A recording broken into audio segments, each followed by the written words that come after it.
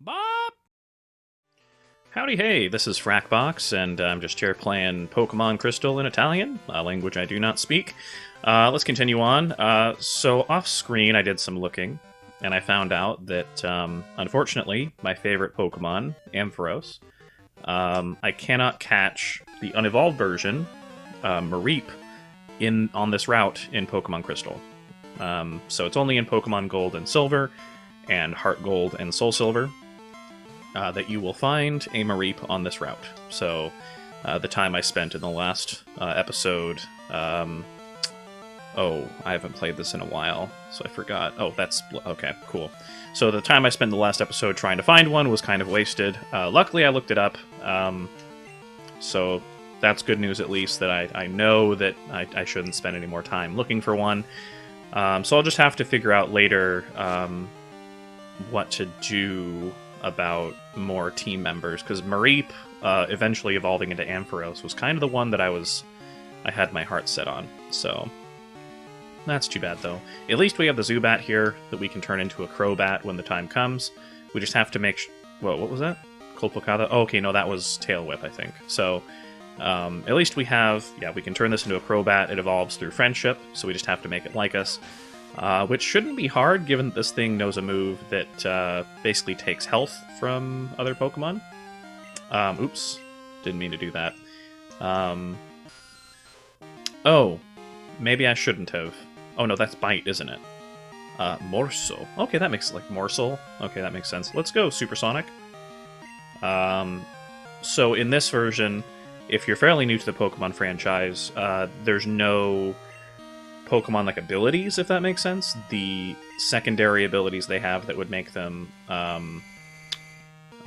immune, because I think Zubat might have an ability where it can't be affected by sound-based attacks. I could be wrong about that.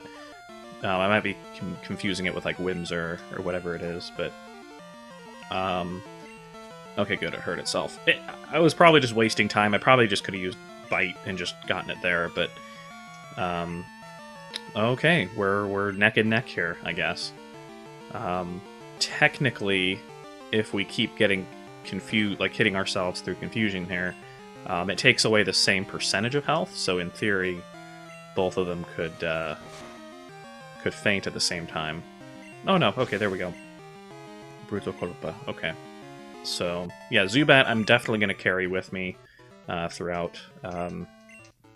Other Pokemon I've been thinking about doing, I've been thinking about using getting like a Nidoking, although that would make my team fairly poison Pokemon heavy. Getting Totodile again, now that I've kind of sorry, I'm drinking something. Drinking my coffee because I gotta stay awake. Getting Totodile kind of messed me up, as I talked about in the last couple episodes, because there are a lot of different water Pokemon that I could have chosen.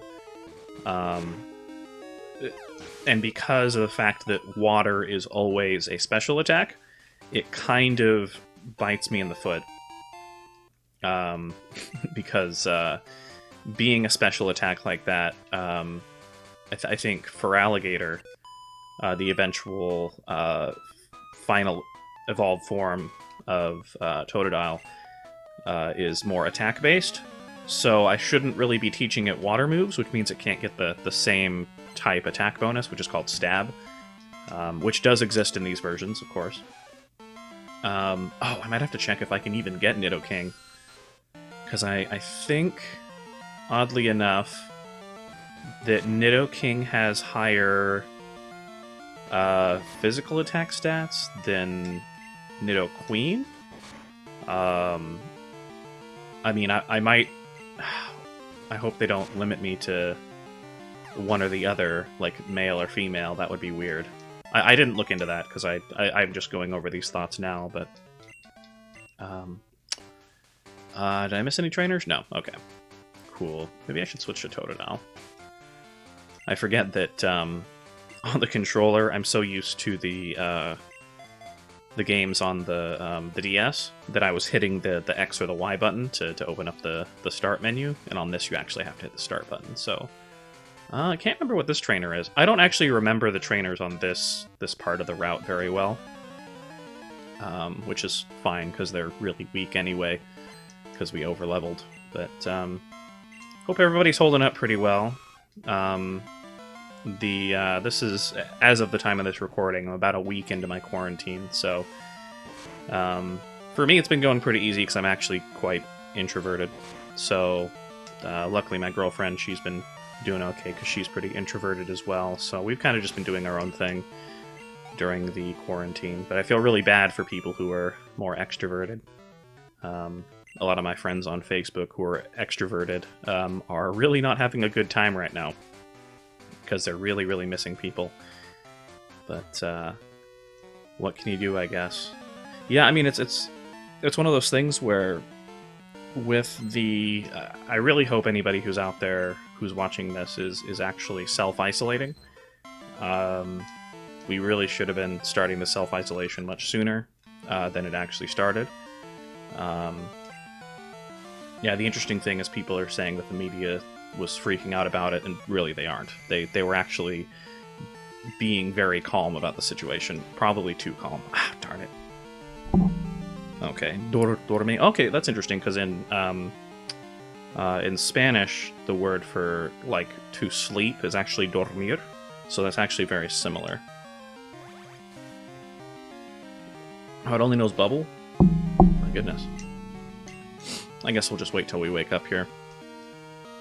But, yeah, so Animal Crossing came out. I've been having a really good time with that. Animal Crossing, I don't know, it's one of those games where, you kind of just do chores, so I don't know if it's all that entertaining to watch for other people. I've been thinking about maybe doing, like, a stream or something. And I don't know, it doesn't really seem feasible. I mean, the people that I've watched do Animal Crossing have either done more... They record what they're doing with somebody else, and then they, like, edit it, which is not really my style of video. I don't really want to go in there, and I don't really have a good editing system that allows me to, like, chop up videos. Oddly enough, Windows Movie Maker back in the day for Microsoft XP... Microsoft Windows XP actually had a really good system for allowing you to chop up segments of videos. Unfortunately, I don't think it worked very well with changing frame rates, you know. Is he supposed to be off the edge of the... Why is he only half on there? He's not, like, fully... I'm gonna have to pay attention to the next dude and see if he's actually... Oh, I made him lose the fish. Okay. So for that, I actually understood the Italian for that. I made him lose the fish. But, of course, part of that was me also remembering that there was a guy on here that said something about "you made me lose the fish," but I was able to fill in the rest of the context from that. So I did say in the last episode I was going to try to let you guys know when I was actually understanding the Italian and when I was remembering the context. I would say about 70% of that was me actually understanding the Italian. So, at least that one phrase that he made. But yeah. Let me just take another... I'm trying to stay awake here. I've been drinking coffee. It's like 5 in the afternoon, so oddly enough, I'm not really affected by caffeine all that much, so I have to, like, you know, take a bunch of caffeine to be affected. I've been having a hard, you know, during the self-quarantining that everybody's doing, it's been kind of hard to keep motivated to do things, because all the days are kind of, like, merging into each other, you know? So it's... I've been doing a good job of staying somewhat productive. The main thing is just I'm much more productive when I have a team of people that I'm guiding, rather than, you know... I mean, I am... When I have a task that I'm doing, I'm much more effective at doing it by myself, but when I actually need to get something done, I'm much better when there's a team of people, like, depending on me, if that makes sense. So it's... like when TruBluBlur or when my brother Omega Wolf comes on, the other member of the Franken brothers, which is why we have that logo over there. On the screen, I'm like reversed. So, yeah, my brother, the other member of the Franken brothers, when him or TruBluBlur come on, it's much easier to stay focused. Oh, Mom's calling. Let's see what she's saying. How are you doing? Okay, something about buying a useful thing, yeah, like a tool, I think. Instrumento, so that's like utili, something that can be used. Or that's something that, so, o usato, so there's a similar phrase in Spanish, like a usado, I think, if I remember correctly. I'm not that far in Duolingo. But soli ho fatto bene, something good. It's going to be in the PC, basically. So, okay. Continuing on. Fighting more of these fishermen.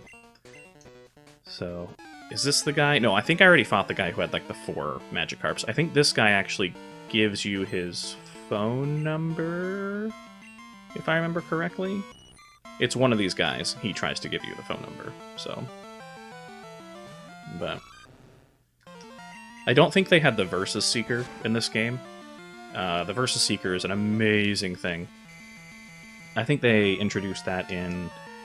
I want to say Fire Red and Leaf Green, where basically you can use the Versus Seeker to seek out NPCs who want to battle again. Super useful. They were kind of doing some of that here, where you can... I think we actually did this in an earlier episode. They called us and they're like, hey, do you want a rematch, essentially? The Versus Seeker is just a more simplified version of that, where you don't have to... Because I know that when I was originally playing the game, I'd get a call and it'd be like, who are you again? Where are you? Oh, no, because they actually tell you what route they're on, but you don't really feel the motivation to... So I guess I'm misremembering, but you don't really feel the motivation to actually go fight them. Because it's they kind of call you on their time. The Versus Seeker is a much more useful tool, because you can kind of... I feel like going out and fighting another NPC to get more money or something. Let me see what NPCs are able to fight here, and then you just, do it. So that's probably not a very good description of the Versus Seeker, but very, very useful tool. I actually, Bryce and I, Omega Wolf, my brother, we were playing Pokemon Fire Red at one time, and I think I've talked about this on other Let's Plays, but that was some of the best work that we've ever done, was the Pokemon Fire Red stuff. Some of our most funny. The unfortunate thing is that when we played Pokemon Fire Red, we switched up the quality partway through. And so, like, around episode 10, we went from, like, really bad quality to, like, basically the same quality you're seeing here on the Retron. Because we were actually playing that on the Retron 5. And so, because the quality jumped so much, we were like, oh, nobody's going to stick around for 10 episodes on that really bad quality, and then finally watch this really good quality. So we kind of just stopped that. I think we stopped it around, like, 20 episodes or so, which was unfortunate. We were having a really good time playing Pokemon Fire Red, and it was just really funny stuff. I think eventually we'll try out Pokemon Fire Red again, but it's... Should I put Onix in front? No, I'm probably going to get rid of Onix anyway, so... Really want to evolve this Totodile. But, no, this guy's a bird keeper, if I remember correctly. Here we go. I'm just going to take a drink here.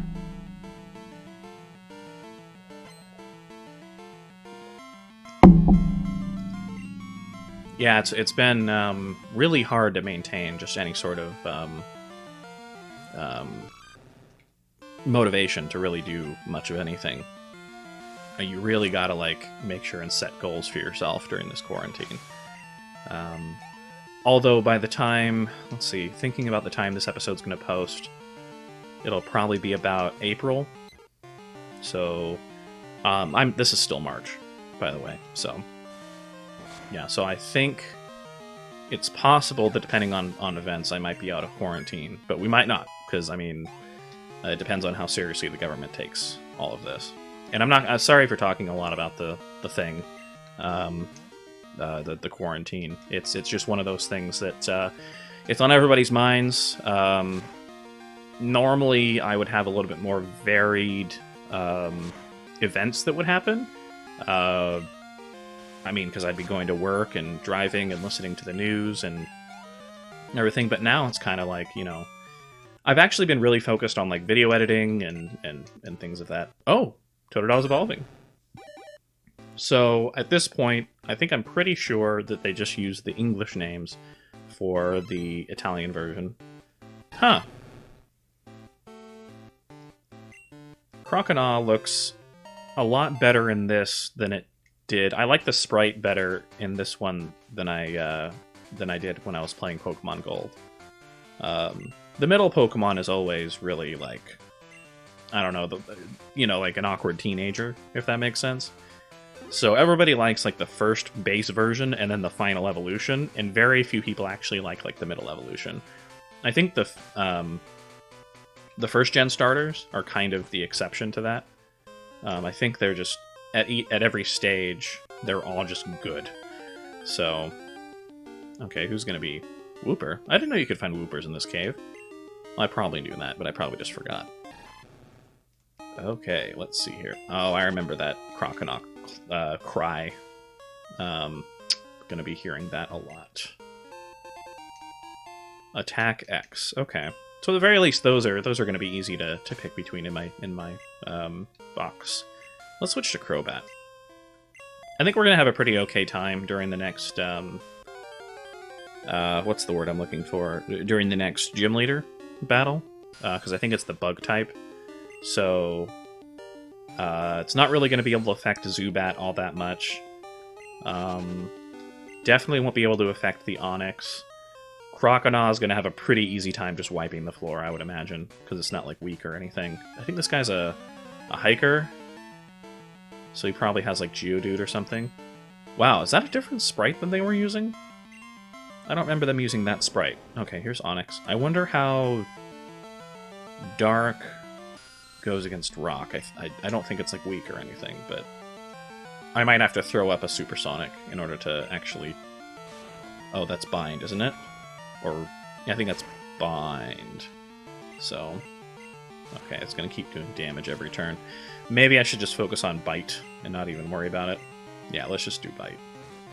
Worst case scenario... Oh, that actually does more damage than I was anticipating. That's good to know. Come on. Bite. Very lucky this thing knows Bite. I think Bite is probably gonna be on this Pokemon for the longest time. I don't think we're gonna get rid of the move Bite at all. But I think Bite was a much more useful move in Gen 2 than it was in than it is in later generations. I think later on they added like Fire Fang and Ice Fang and all those types for, to make sure that it wasn't Dark type. But Bite, I mean, it was just so useful because it was a Dark type move, and so you could use it against like Psychic types basically. So I think we're gonna call the episode here.